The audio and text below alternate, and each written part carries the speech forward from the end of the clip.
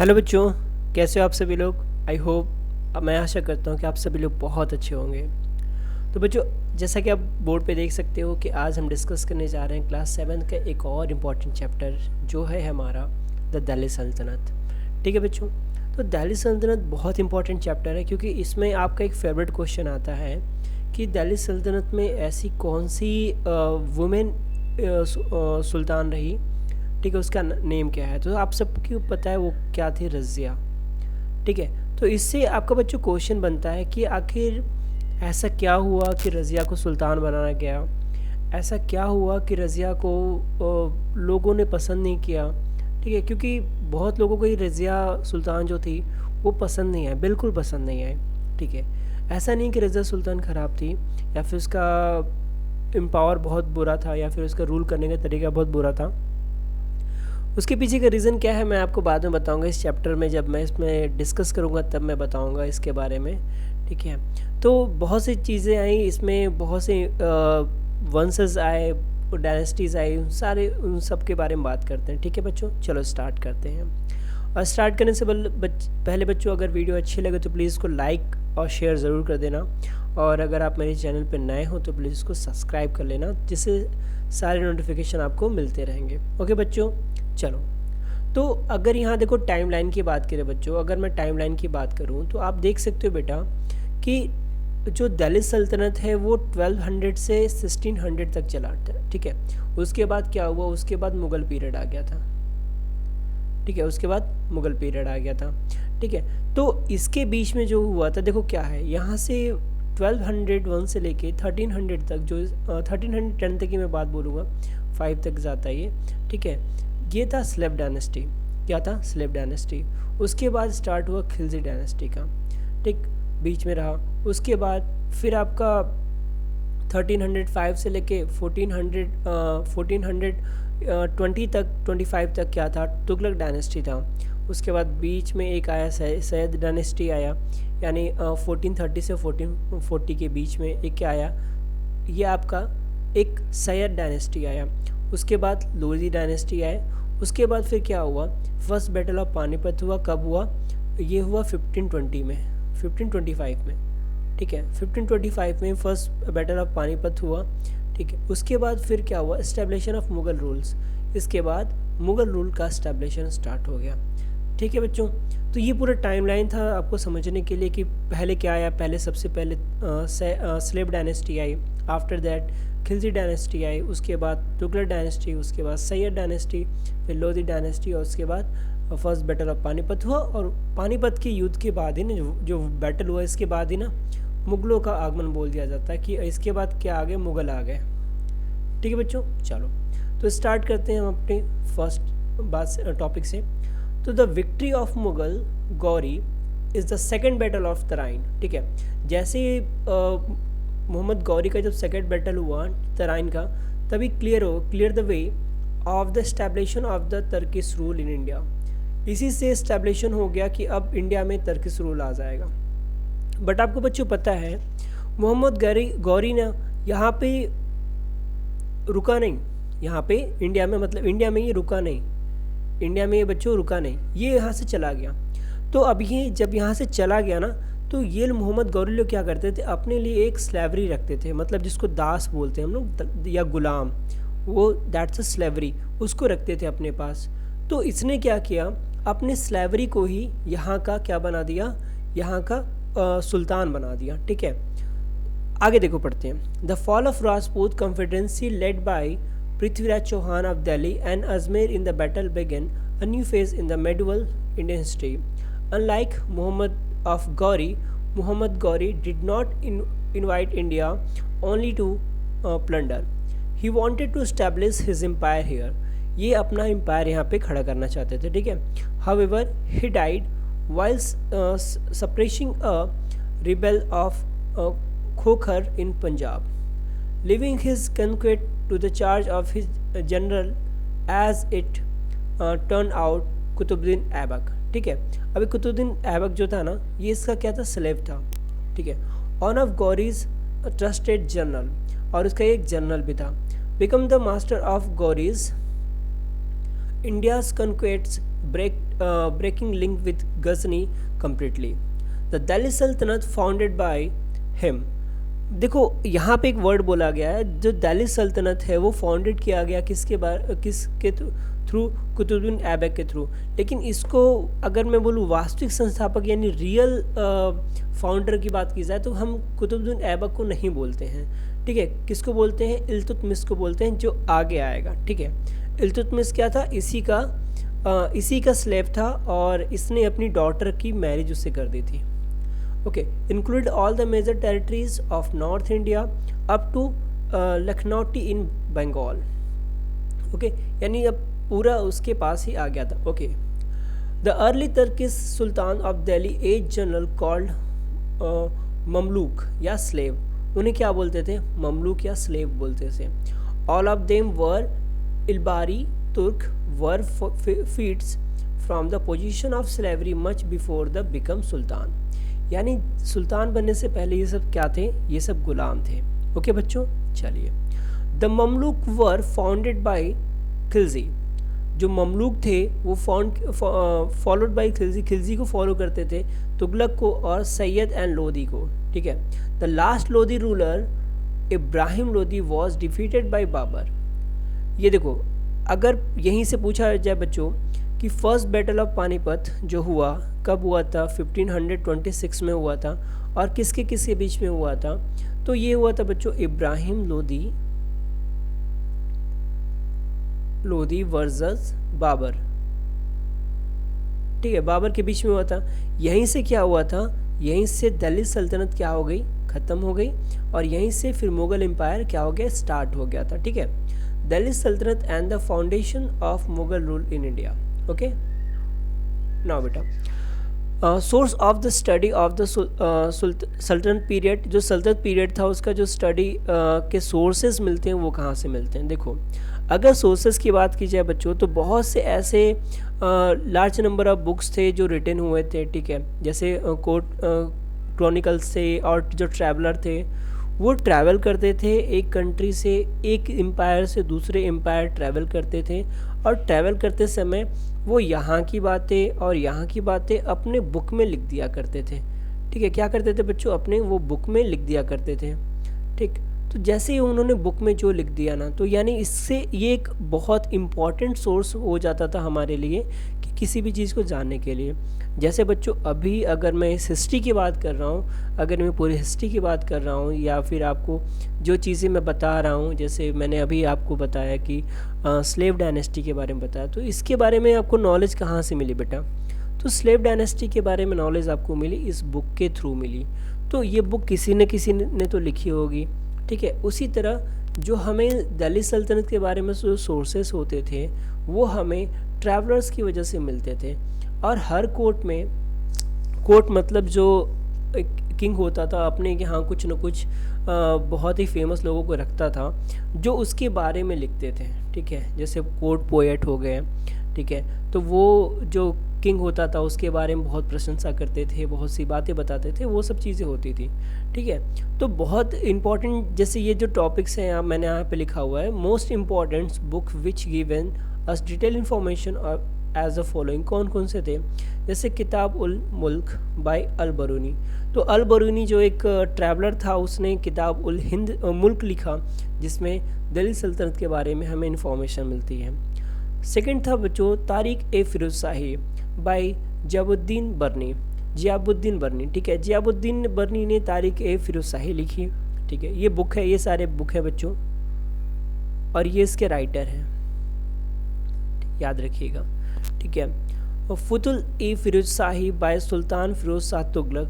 ये फिरोज शाह तुगलक ने खुद ही लिखा था, फितुहल फिरोज शाही, ठीक है। Rihla by Ibn Battuta that's Battuta sorry, and Tabaqat i Nasiri by Minhaj ul Siraj and Miftah ul Futuh and Ashiqa by Amir Khusrau, ठीक है। तो ये सारी बुकें इन लोगों ने राइट की थी जिससे हमें काफ़ी सोर्सेस मिलते हैं। Okay, the expansion of the Delhi सल्तनत की बात करें तो द दिल्ली सल्तनत की बात करते हैं पहले। तो Qutbuddin Aibak was the complete warrior and governed his sultanate well. The ruthless military nature of the new sultan is make the superior of the continuous revolt and kept Kutubuddin busy throughout the 13 years of the rule. मतलब Qutubuddin Aibak 30 years इस पे क्या किया, राज किया, यानी अपना power इस पे दिखाया दिल्ली सल्तनत पे। लेकिन इसने अपने जो पूरे साम्राज्य था ना, पूरा जो उसका एम्पायर था ना, बस उसको समेटने में लगा दिया। उसने कभी भी ये नहीं सोचा कि मैं इसको थोड़ा और आगे बढ़ाऊँ, ठीक है। तो 13 ईयर का जो पीरियड था, उसके 13 ईयर का जो पीरियड था, पूरा पूरा उसने इसी में बिजी कर दिया। द कंस्ट्रक्शन ऑफ कुतुब इस्लाम मस्जिद, ठीक है। तो कुतुब अल इस्लाम जो मस्जिद था उसने उसको इसी ने बनवाया था। और जो कुतुब मीनार की स्टार्टिंग था, देखो कुतुब मीनार को जब इसने स्टार्ट किया बनवाना, दिस इज़ कुतुब मीनार, आप देख सकते हो मैंने यहाँ पोस्टर किया हुआ है। तो कुतुब मीनार जब इसने बनवाना स्टार्ट किया, ठीक है, बट कुतुब मीनार ये पूरा बनवा नहीं पाया और इसकी क्या हुआ, बीच में ही क्या हुआ, इसकी डेथ हो गई। कब हुई? 1210 AD में। उसके बाद क्या हुआ, हिज सन, और कैसा सन था? अडॉप्टेड सन था, आराम शाह सक्सीडेड हिम, ठीक है। आराम शाह को क्या किया इसने, अपना सक्सीडेड बना दिया। बट आराम शाह क्या था ना, एक थोड़ा सा निकम्मा टाइप का लड़का था ठीक है, वो ज़्यादा दिन तक इस पर नहीं रह पाया। But he was soon removed by a more ambition and strong contender Iltutmish. इसको क्या किया, इल्तुतमिश ने हटा दिया। अब इल्तुतमिश कहाँ का था, ये बदायूं का गवर्नर था। बदायूं का क्या था, गवर्नर था। And also slave of Aibak, और ऐबक का क्या था, स्लेव था। फिर अगर इल्तुतमिश की बात करें तो यह इसको ही ना रियल फाउंडर ऑफ दिल्ली सल्तनत माना जाता है, रियल फाउंडर, ठीक है। Consider the rule of Ilbari Turk in the Sultanate, he took after a few and law and order condition well and try to improve it by appointing special officials for the suppression of offenders। इसी ने देखो, अब ये बहुत अच्छा एक कह सकते हो एक किंग था, एक बहुत अच्छा सुल्तान था। इसने बहुत से ऐसे रिफॉर्म किए, ठीक है। एक इसका सबसे अच्छा रिफॉर्म जो था ना, वो था चालीसा, ठीक है, चहालगिरी, या फिर जिसको बोलते हैं 40 या फिर चहालगिरी। ये बहुत ही इंपॉर्टेंट इसने एक चीज़ निकाली थी। इसमें क्या थे, इसमें अमीर हुआ करते थे, ठीक है। अमीर जो बहुत ज़्यादा पावरफुल होते थे उनको इसने रखा था। किस लिए रखा था? Powerful Iltutmish needed to the support of own tribes against the internal and external enemies.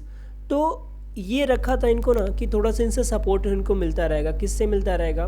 जो इंटरनल और एक्सटर्नल जो एनिमीज़ होते हैं, क्योंकि हमें पता नहीं होता ना कि कौन से हमारे एनिमी है, कौन से हमारे फ्रेंड हैं, ठीक है।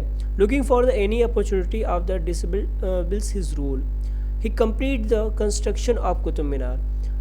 अब कुतुब ऐबक ने जो कुतुब मीनार को आधा छोड़ा हुआ था ना, इसने क्या किया, इसको पूरा किया। इसने क्या किया, इसको पूरा किया। और क्या किया, extend the screen wall of Quwwat al Islam Masjid, ठीक है। तो क्वात अल इस्लाम मस्जिद जो था उसका भी जो फ्रंट गेट का स्क्रीन वॉल था उसको भी क्या किया, उसने बड़ा करवाया, ठीक है। इल्तुतमिश सन वॉर इन कम्पोटेंट, ठीक है। तो जब इल्तुतमिश ने देखा कि उसका जो सन है वो उस लायक नहीं है कि उसको किंग बनाया जाए, तो इल्तुतमिश ने ही क्या किया, अपनी डॉटर रज़िया सुल्तान को क्या बना दिया, उसका सक्सेसर, ठीक है। रज़िया सुल्तान को ही सक्सेसर बनाया। तो बच्चों यहाँ से जो क्वेश्चन उठता है ना, वो ये उठता है कि the name the father of Razia Sultan, तो वो कौन थे? वो थे इल्तुतमिश। कौन थे बच्चों? इल्तुतमिश थे, ठीक है। और इल्तुतमिश किस एम्पायर की या फिर किस सल्तनत की सुल्तान थी? तो दिल्ली सल्तनत की थी। किससे थी? स्लैब डायनेस्टी से थी। तो इस सब चीज़ को याद रखिएगा, ठीक है। बट क्या हुआ, ये जो 40 या 40 या चहालगिरी जो थे ना, अब इनको बर्दाश्त नहीं हुआ कि एक औरत से ये ऑर्डर ले। सबसे बड़ी बात, एक लेडी से ऑर्डर लेना इनको बर्दाश्त नहीं हुआ। तो इसी की वजह से बच्चों क्या हुआ, लोगों ने रज़िया को नापसंद करना स्टार्ट कर दिया। क्योंकि रज़िया देखो पहले की जो था वो पर्दा प्रथा था, ठीक है। यानी लोगों को एक हाइट में रखा जाता था, खासकर औरतों को, ठीक है। जो वुमेन थी उनकी कंडीशन उतनी अच्छी नहीं थी। लेकिन रज़िया सुल्तान क्या करती थी, ये दरबार में बैठती थी, कोर्ट में आके बैठा करती थी। और क्या करती थी, ये जो मेल पर्सन्स के ड्रेस होते थे ना, मतलब जो सुल्तानों का ड्रेस होता था वो पहनने लगी, तो लोगों को बड़ा दिक्कत हुआ। ठीक है, अब जैसे यहाँ पे देखो, Razia prove to be a smart ruler who behave like a male sultan both in the battlefield and in the court. ठीक है, तो बैटलफील्ड मतलब बैटलफील्ड में भी बिल्कुल सुल्तान की तरफ बिहेव करती थी, वो भी कैसे, मेल सुल्तान की तरफ, और कोर्ट में भी मतलब उनकी तरह कपड़े पहनना, लोगों से बात करना, बिल्कुल वैसे। तो यही सब चीज़ें उन लोगों को पसंद नहीं आए, because she was a woman and also because she behave non Turkish nobles. Soon conspiracy was headed against her and she was defeated and killed by the battle with the Turkish armies। ठीक है, तो उसे क्या किया, मार दिया गया। The next powerful sultan of Delhi Ghiyasuddin Balban. अगला कौन बना बेटा, गयासुद्दीन बलबन बना। किसके बाद, रजिया के बाद, रजिया के बाद आए कौन आए, गयासुद्दीन बलबन। कौन आए बाबू, गयासुद्दीन बलबन। ठीक है, prove to be the real architecture of the sultan. He crushed the revolution in Bengal, Awadh and Sindh. तो बंगाल, अवध और सिंध में जो रिवोल्यूशन स्टार्ट हुआ था ना, उसको इसने क्रश कर दिया, मतलब ख़त्म कर दिया, बर्बाद कर दिया। He also suppressed his the highway robber who had become a menace and had made traveling highly unsafe outside the cities। Okay, अब इसके बाद स्टार्ट होता है खिलजी डायनेस्टी के बाद। तो Balban was succeeded by his grandson Kaiqubad. ठीक है, कैकुबाद। ठीक है, जो बलबन था वो उसको सक्सीड किया किसने, उसके जो ग्रैंडसन ने, कैकुबाद ने। He was a weak ruler, वो क्या था, एक कमज़ोर रूलर था। He was killed by Jalaluddin Khilji. अब जलालुद्दीन खिलजी ने इसको क्या किया, मार दिया। और जैसे जलालुद्दीन खिलजी ने इसको मारा ना, और यहीं से स्लेव डायनेस्टी ख़त्म हो गई और यहीं से स्टार्ट हुआ खिलजी डायनेस्टी। कौन सी डायनेस्टी बच्चों, बहुत बढ़िया, खिलजी डायनेस्टी। ठीक है, who assessed the throne in June 2090 AD and founded the Khilji dynasty. तो 1290 AD में क्या स्टार्ट हो गया, खिलजी डायनेस्टी। किसने स्टार्ट किया, जलालुद्दीन खिलजी ने स्टार्ट किया। किसको मार के स्टार्ट किया, कैकुबाबाद को। या फिर किस डायनेस्टी को ख़त्म करके स्टार्ट किया, तो स्लेव डायनेस्टी को, या फिर तुगलक डायनेस्टी, स्लेव डायनेस्टी को, sorry. Okay, but he was far too noble and kind hearted for his age. His ambition nephew Alauddin Khilji killed him and become the next sultan of Delhi सल्तनत। देखो, दिल्ली सल्तनत में ये हमेशा से होते आए, स्टार्टिंग से आप देखोगे तो जो भी उसका सक्सेसर हुआ है ना, वो अपने पहले वाले एम्परर को, यानी इससे पहले जो था उसको हमेशा मार के ही आगे आया है। ठीक है, तो यहाँ पे आपने देखा अलाउद्दीन खिलजी ने किसको मार दिया, ठीक है, सुल्तान, दिल्ली सल्तनत को मतलब जलालुद्दीन खिलजी को मार दिया और खुद ही क्या बन गया, सल्तनत का सुल्तान बन गया।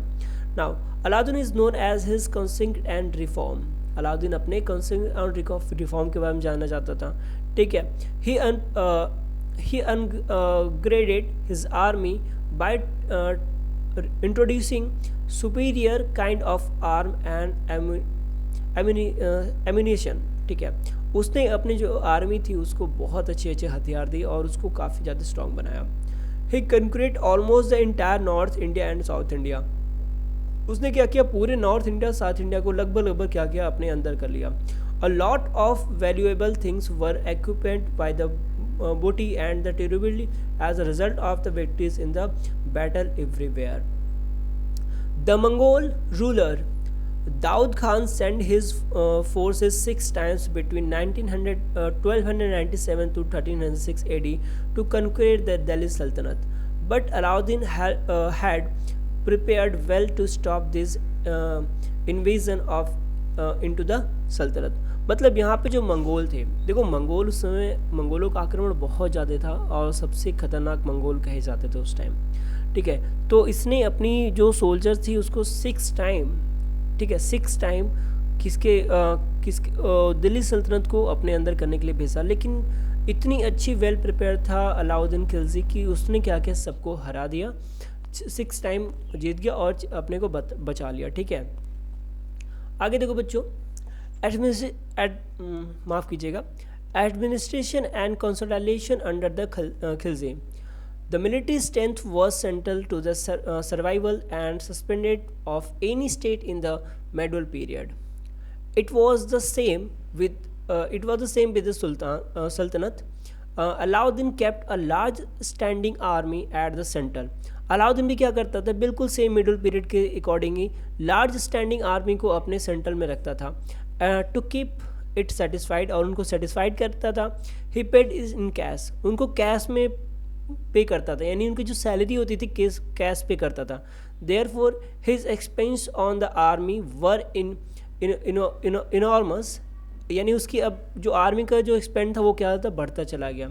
In order to control the pressure of the treasury, Alauddin decided to control the market price, यानी उसकी जो ट्रेजरी की नॉर्मल सी बात है, अब ये फिक्स अमाउंट है, ठीक है. इस फिक्स अमाउंट से वो अपने सोल्जर्स को पैसे पे कर रहा है, ठीक है, अपने सोल्जर्स को क्या कर रहा है, पैसे पे कर रहा है. तो एक टाइम ये आएगा ना कि ये अमाउंट क्या हो जाएंगे, कम हो जाएंगे, क्योंकि नंबर ऑफ़ सोल्जर्स तो उसके बढ़ते जा रहे हैं, ठीक है. उसको भाई जितनी रिक्वायरमेंट होगी वो अपने नंबर ऑफ़ सोल्जर्स बढ़ाएगा, और जैसे जैसे उसके नंबर ऑफ़ सोल्जर्स बढ़ेंगे ना, तो इसकी सैलरी क्या होती है, इसकी सैलरी तो फिक्स है, बट ये क्या हो रहा है, धीरे धीरे कम होता जा रहा है. तो उसने क्या डिसाइड किया कि अब वो मार्केट प्राइस को कंट्रोल करेगा, मार्केट प्राइस को कंट्रोल करेगा. इससे मतलब क्या होगा, अगर मार्केट प्राइस को उसने कंट्रोल कर लिया ना, कि जैसे अगर ये फिक्स कर दिया कि ये केवल 5 रुपये का है, तो सारे सोल्जर्स को ये 5 रुपये में मिलेगा, यानी मार्केट प्राइस उसने क्या कर दिया, कम कर दिया, जिसकी वजह से अब इसको कम पैसे देने पड़ेंगे, ठीक है.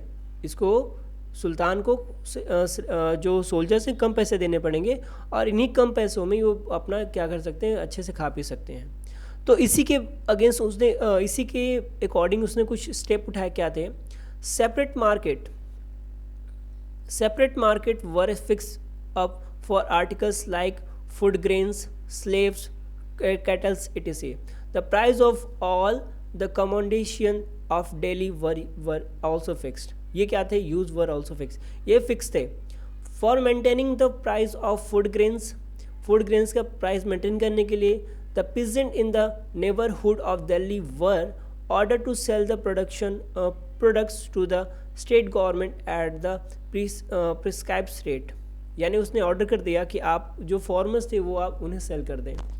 The crops obtained by the government in this manner were stored in the storehouse from where the shopkeeper could buy the required amount of the sell to open market at the rate fix of the state. यानी rate क्या कर दिया, fix कर दिया, याद रखिएगा. Rate को क्या कर दिया, अगर कुछ नहीं याद रहे बस इतना लिख देना. अलाउद्दीन खिलजी ने क्या किया, तो मार्केट को फिक्स किया, मार्केट में जो प्राइस था उसको भी क्या कर दिया, फिक्स कर दिया. Weight and measure were checked regularly by the market officers so that the shopkeeper could not cheat the innocent people, यानी वेट और मेज़र दोनों को क्या कर दिया इसने कि पर डे डेली बेसिस पे क्या होगा, चेकड होगा. वरना पता है इसका रूलर बहुत ख़तरनाक था यार. इसने बता रखा था कि जितना, अगर जैसे मान लो 1 kg का है, ठीक है, 1 kg का वेट है, तो आपने केवल अगर 900 ग्राम ही आपने वेट किया ना, तो इसका ऑर्डर था कि जितना ये चीट करते हैं, जैसे अब कितना इसमें चीट किया, तो इसमें चीट किया 100 ग्राम, तो ये कहता था 100 ग्राम आपके बॉडी से उतना फ्लेश काट लिया जाएगा. फ्लेश मतलब आपके बॉडी से उतना मांस काट लिया जाएगा. सोचो कितना स्ट्रिक्ट रूल था इस टाइम का. Strict vigilance were maintain in the market at the people trading in the market has to registered their name in the government office, यानी बिल्कुल कह सकते हो आधुनिक हो गया था, एकदम मॉडर्न हो गया था वो. ये सबसे अधिक पढ़ा लिखा था, याद रखिएगा. At least in Delhi and in the neighboring areas this policy of price control was successfully and was maintained throughout the period of Alauddin's reigns. In the time of famine, because of extra storage in the capital, and people continue to get foodstuff in the capital. तो ये इसके reform थे. Revenue system of and land control के बारे में बात करें तो Alauddin ordered confiscation of all these lands which were granted to the people by the provision ruler as a gift, charity and pension. तो अलाउद्दीन खिलजी ने अब ये अब यहाँ से तो उसको रेवेन्यू मिलना स्टार्ट हो गया, अब उसको रेवेन्यू चाहिए था कुछ और, तो उसने अगला जो टारगेट बनाया वो रखा लैंड पे। तो पहले उसने एक लिस्ट बनवाई कि जो इसके प्रीवियस रूलर थे उन्होंने गिफ्ट में, चैरिटी में और पेंशन के थ्रू कितने कितने लोगों को ज़मीन दिया है। ठीक है, तो जितने जितने लोगों को ज़मीन दिया था उन लोगों से वो ज़मीन वापस लिया और उनको एक इंस्टॉलमेंट के थ्रू उन लोगों को देना स्टार्ट किया। ठीक है, और क्या किया, Alauddin try to increase the khalisa or state land, thus increase the income of the state. ठीक है, उसने क्या किया, जो स्टेट की लैंड है उसको बढ़ाना स्टार्ट कर दिया। तो ये खलीसा जो वर्ड आप देख रहे हो ना बेटा, इसी का मतलब होता है स्टेट लैंड, इसी का होता है स्टेट लैंड। ठीक है, इसको बढ़ाना स्टार्ट किया। सेकेंडली उसका क्या था, Alauddin also target to privilege of hereditary revenue officers, generally Hindu, namely the Kuts, the Chaudhries and the Muqaddams. Barney described in detail the gradually rising standards of living of these officers who, according to him, after avoiding paying the taxes like khiraz, zazia and charai etc. He said that Alauddin obliged the privileges of this class and removed them from the task of revenue collection. Alauddin raised the revenue demand on half of the total produce. ठीक है, इसने क्या किया, जितना production होगा उसका half, मतलब 1/2। जैसे आप सपोज करो आपने 100 kg ग्रेन आपने प्रोडक्शन किया, तो 100 kg का हाफ मतलब 1/2 इंटू 100 मतलब कितना, 50 kg आपको किसे देना पड़ेगा, 50 kg आपको रेवेन्यू सिस्टम के थ्रू आपको सल्तनत को देना पड़ेगा। तो ये थोड़ा सा क्या था, गलत काम हुआ था। तो यहाँ पे चीज़ें थोड़ा सा आगे देखो क्या हुआ, इसके प्रॉब्लम क्या हुआ। अ केस स्टडी तुगलक के बारे में बात करें, the successor of Alauddin proved to be unworthy of the huge responsibility of the Sultan of the Delhi Sultanate. They were removed by completely and powerful governor of Punjab, Ghazi Malik. Ghazi Malik, who assumed the title of Ghiyasuddin Tughlaq on attending the crown. ठीक है, तो कहाँ का बच्चा, पंजाब का जो governor था उस टाइम गाजी मलिक, उसने सक्सीड किया किसको, अलाउद्दीन खिलजी को, और उसकी जगह पे बैठ गया। और किस नाम से बैठा, गियासुद्दीन तुगलक के नाम से बैठा। ठीक है, गियासुद्दीन तुगलक के नाम के बैठने के बाद to annex all these state which had the earlier declare themselves independence under the weak successor of Alauddin Khilji. However, he ruled only for 5 years, after which he died in an accident while he was being welcomed by his son Prince Zuna. हुआ क्या, ठीक है, ये अपने केवल 5 year के period में, 5 year के पीरियड में जितने भी स्टेट वगैरह चले गए थे इसके पास से, और जिसने अपने आप को इंडिपेंडेंस कर दिया था कि मैं इंडिपेंडेंस अनाउंस कर दिया था, उन सभी को फिर से अपने अंदर कर लिया। बट अनफॉर्चुनेटली एक एक्सीडेंट हुआ जिसमें इसकी डेड हो गई। After the conquests of Warangal, Bengal and Tirhut, Ghiyasuddin Tughlaq led to foundation of big palace fort Tughlaqabad near Delhi. Okay, prince Juna और मोहम्मद बिन तुगलक, देखो ये जो प्रिंस जूना था ना, इसी का नाम क्या था, मोहम्मद बिन तुगलक। यानी देखो होता क्या था, नाम पहले कुछ होता था, लेकिन जैसे ही ये किंग बनते थे तो अपना नाम कुछ और कर लेते थे। ठीक है, succeed his father to the throne of Delhi 1325 AD. He had inherited a large empire from his father, but he also nurtured the dream of a still greater territories control. He had vast financial resources and a strong military support to pursue his ambitions. In the early years of his reigns, he planned to prepared for the conquest of Khorash, that's Persia, but afterward gave up the project, यानी उस project को क्या क्या छोड़ दिया. He also took an expedition against Karachal in Kumayu. His Deccan policy aimed as direct annexation of the regions instead of indirect subordinates symbolized by payment of tributes. Okay बच्चों, आगे देखो.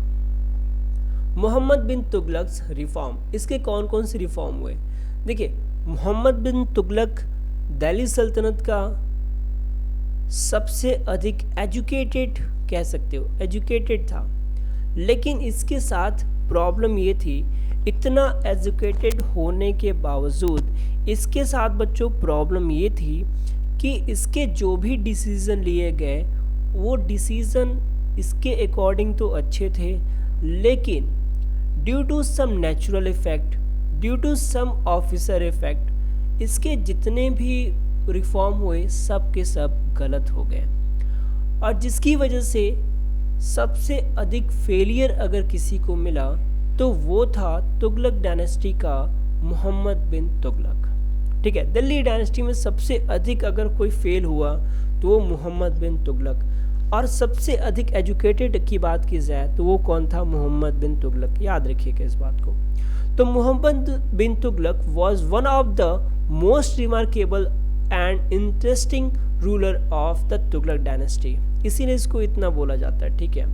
ही introduce some remarkable administrative measure which although felt were very distinct and explanatory in nature. His administrative reform failed due to lapse of judgment and independence. The most significance of the reform were as follow. कौन कौन सा था? Taxation in Doab. Doab में इसने tax तो लगा दिया. दोआब मतलब समझ रहे हो बच्चों? मतलब मान लो अगर ये फील्ड है, ठीक है, ये एक फील्ड है, यहाँ पे आपकी क्या हो रही है? गंगा हो रही है, यहाँ पे आपका यमुना हो रही है. तो ये जो पोर्शन होगा ना, दैट्स कॉल्ड दोआब. मतलब दोआब, दो गंगा, दो नदियों के बीच का, दो रिवर के बीच का जो एरिया होगा. अब रिवर कोई भी हो सकती है, जैसे जरूरी नहीं कि गंगा और यमुना ही हो, कोई भी रिवर हो सकती है, लेकिन क्या होना चाहिए? दो रिवर के बीच में जो लैंड एरिया होगा दैट्स कॉल्ड दोआब. ठीक है, वो क्या कहलाएगा बेटा? दोआब कहलाएगा. ट्रांसफर ऑफ कैपिटल, इसने अपना कैपिटल दिल्ली से तुगलकाबाद कर लिया था, ये भी एक बहुत बड़ी गलती किया था. इंट्रोड्यूस ऑफ टोकन करेंसी, इसने चाइनीज़ लोगों से अफेक्ट होकर टोकन करेंसी स्टार्ट की. तो इंडियन इतने सातिर थे कि जो इसने टोकन करेंसी स्टार्ट की ना बच्चों, उसी के डुप्लीकेट करके इसने टोकन करेंसी मार्केट में उतार दिया लोगों ने. देखो, टैक्सेशन इन दोआब, तो अभी टैक्सेशन दोआब में क्या था? It was fixed. ठीक है, ये क्या था? फिक्स था कि इतना आपको टैक्स देना ही देना है. हुआ क्या? जिस ईयर ये टैक्सेशन लगा ना, उसी साल बाढ़ आ गई, और जब बाढ़ आई तो सारा का सारा जो क्रॉप्स था ना वो क्या हो गया? डिस्ट्रॉय हो गया. तो डिस्ट्रॉय तो हो गया क्रॉप्स, बट इसने क्या किया था? फिक्स कर रखा था कि इतना आपको देना ही देना है, इतना आपको टैक्स देना ही देना है. तो इसके जो सोल्जर्स थे, मतलब जो रेवेन्यू कलेक्टर थे, उन लोगों ने बहुत ही बुरी तरह से जो फार्मर्स थे उनसे रेवेन्यू वसूल किया, उन्हें मारा पीटा, उन्हें बहुत ही बुरा उनके साथ बिहेव किया. इन सभी चीज़ों से जो लोग थे ना वो काफ़ी एग्रेसिव हो गए थे इसके लिए. ठीक है. दूसरा क्या था? Transfer of capital. अब इसके मन में क्या हुआ क्या नहीं, इसने डिसाइड किया to shift his capital from Delhi to Devagiri, जो बाद में क्या हुआ? दौलताबाद. ठीक है, I am sorry, I am remaining, I told you Tughlaqabad, तो तुगलकाबाद नहीं, दौलताबाद. ठीक है, पहले उसका नाम देवागिरी था, उसके बाद अभी क्या बोला जाता है? उसको दौलताबाद बोला जाता है. ठीक है. Located in the Deccan region of India.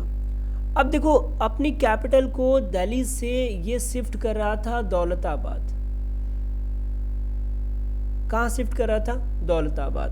तो जिसकी वजह से एक नया कैपिटल बनाने के लिए इसने बहुत ही ज़्यादा अमाउंट क्या किया? स्पेंड किया.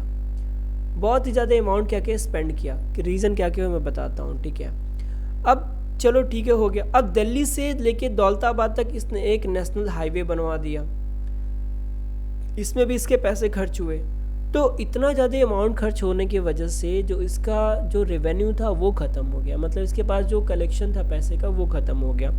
दूसरी बात, अब सारे के सारे जो पॉपुलेशन थी यहाँ के जो लोग थे उनको भी ये ट्रांसफ़र करा रहा था यहाँ पे दौलताबाद में। लेकिन प्रॉब्लम क्या हुआ, जब इसने चेंज किया ना तो उस समय मई जून की गर्मी पड़ रही थी और बहुत भयंकर गर्मी पड़ रही थी, जिसकी वजह से रास्ते में ही बहुत से लोग क्या हो गए, मर गए, बहुत से लोग डेथ कर गए। ठीक है, क्योंकि उनको क्या नहीं मिला, वाटर नहीं मिला और रहने खाने के लिए कुछ जगह नहीं मिली, जिसकी वजह से ये लोग क्या हो गए, डेथ कर गए, क्योंकि इतनी दूर आना था, इतनी दूर जाना था, जिसकी वजह से ये लोग उतना सरवाइव नहीं कर पाए, उनकी डेथ हो गई। दूसरी बात ये थी कि जब वो जो कंट्री था इतना होल्ड नहीं कर पा रहा था, जो एक नया कैपिटल था इतनी पॉपुलेशन होल्ड नहीं कर पा रहा था, तो इसने फिर से इसको महसूस हुआ कि भाई यहाँ पॉसिबिलिटी नहीं है। तो 2 ईयर बाद, आफ्टर 2 ईयर इसने फिर से डिसाइड किया कि चलो फिर से कहाँ चलते हैं, दिल्ली चलते हैं। अब फिर से सारा वही केस हुआ, फिर से लोग यहाँ दौलताबाद से दिल्ली के लिए निकले और फिर से जब डिसीज़न किया तो फिर से वो गर्मी का ही डिसीज़न था और इसमें भी लोग पुअर ट्रैवलिंग की वजह से काफ़ी लोग मर गए। ठीक है, अब इंट्रोडक्शन ऑफ टोकन करेंसी की बात करें तो इसने क्या स्टार्ट किया, इसने स्टार्ट किया कुछ ऐसे करेंसीज जो उसमें मैं बताता हूँ। ठीक है, तो इसने कुछ ऐसे करेंसी स्टार्ट किए, जैसे उसने स्टार्ट किया ब्राउन्स का और कॉपर का। ठीक है, तो लोगों ने हर घर में एक टकसाल बना लिया, जहाँ पे टकसाल मतलब जहाँ पे कॉइन प्रिंट होता है। ठीक है, कॉइन बनता है, ढलता है, वहाँ पे इन लोगों ने क्या किया, हर घर में कॉइन बनना स्टार्ट कर दिया, जिसकी वजह से मार्केट में फॉल्स करेंसी बहुत ज़्यादा आ गई, गलत करेंसी बहुत ज़्यादा आ गई, जिसकी वजह से इसने फिर इसको क्या करना, बंद करना पड़ा और इसकी वजह से इसका काफ़ी लॉस हुआ। ओके, उसके बाद फिरोज़ तुगलक आते हैं। On Muhammad bin Tughlaq's death due to bad health, his cousin Firoz Tughlaq was elected to the throne in 1351 AD. Firoz Tughlaq followed the policy of pacification towards the ulema. ये उलेमा, amirs and even the people and Sufi sant, ये यानी भक्ति में ज़्यादा लीन था। ये इन्हीं लोग के बातों पे मानता था, जो उलेमा कह देते थे, अमीर्स कह देते थे, ये इन्हीं को मानता था। और सबसे बड़ी इसकी गलती यही थी। The military established under his become weak and he had to face many reverses. When Firoz Tughlaq died in 1388 AD, he had already lost Bengal, Junagadh, Nagarkot and Thala. तो इसके मरने से पहले ये इतनी चीज़ों को गवा चुका था। His autobiography फुतुल A Firoz shahi tells about his appreciations about future confession and disorder in the Sultanate. The day of expansion were over here. Now, despite of weakness, Firoz Shah was a ruler with an open outlook. He undertook a number of measures for new welfare of the people. Some of the public work can be mentioned as follow here. कौन से थे? Construction of canal, 5 of all the irrigation of agriculture lands. Second क्या था? Foundation and develop of various cities like Hisar, Firozpur, Firozabad and Fatehabad. Next, the establishment of Diwan-e-Khairat, ठीक है, which cared for the orphans and widows and arranged marriage of poor Muslim girls. ठीक है, तो अच्छा कुछ काम किया था इसने. Construct of various madrasa, college, hospital and sarai and caravanserai public wells etc. ठीक है, तो लोगों के लिए बहुत से अच्छे से रिफॉर्म्स ने किए थे. तो बस बच्चों अभी के लिए बस इतना ही. आपका ये चैप्टर होता है फिनिश. अब नेक्स्ट चैप्टर में जब हम आएंगे तो हम बात करेंगे बच्चों आपके नेक्स्ट एक्सरसाइज की, नेक्स्ट चैप्टर की. That will be chapter 4. तो अभी हमने क्या फिनिश किया? दिल्ली सल्तनत फिनिश किया. दिल्ली सल्तनत के फिनिश होने के तुरंत बाद जो नया सल्तनत स्टार्ट होता है वो होता है मुग़ल एम्पायर. तो बच्चों अगले जब चैप्टर में आएंगे तो हम बात करेंगे मुग़ल एम्पायर्स की। आई होप आपको चैप्टर पसंद आया होगा और समझ में आया होगा। तो अगर चैप्टर अच्छा लगा, कुछ समझ में आया तो प्लीज़ उसको थम्स अप कीजिएगा और नीचे सब्सक्राइब का बटन होगा उसको सब्सक्राइब ज़रूर कर दीजिएगा और अपने जल्दी से सारे फ्रेंडों को शेयर कर दो एक बार। ओके बच्चे, have a nice day, see you tomorrow. अपना ख्याल रखिएगा, अपने घर वालों का भी, और खूब मस्त रहो यार। बाय बच्चों।